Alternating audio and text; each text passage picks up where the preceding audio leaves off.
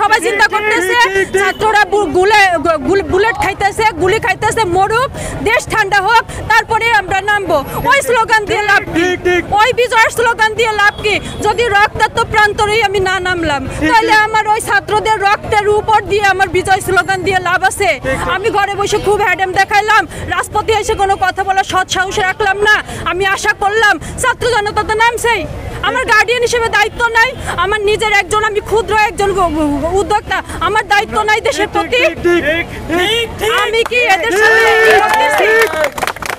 আমি যদি আজকে এই ছাত্রদের সাথে সংহতি প্রকাশ করতে না পারি, কালকে আমার এই বিজয়ের আন্দোলনে একতা ঘোষণা করার কোনো রাইট নাই।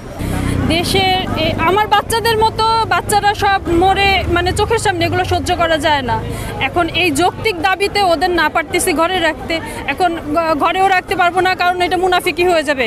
দেশের যত বাচ্চারা মারা গেছে সবই তো আমার বাচ্চার সমতুল্য। বাচ্চাদের দেখলে মনে হয় যে আমার বাচ্চারা শুয়ে আছে, আমার বাচ্চার লাশ আমি দেখতে পেতেছি।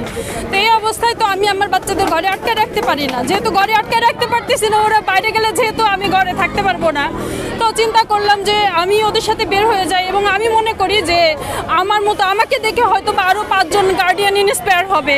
এবং আমি শুধু গার্ডিয়ান না, আমি একজন অনলাইন উদ্যোক্তাও।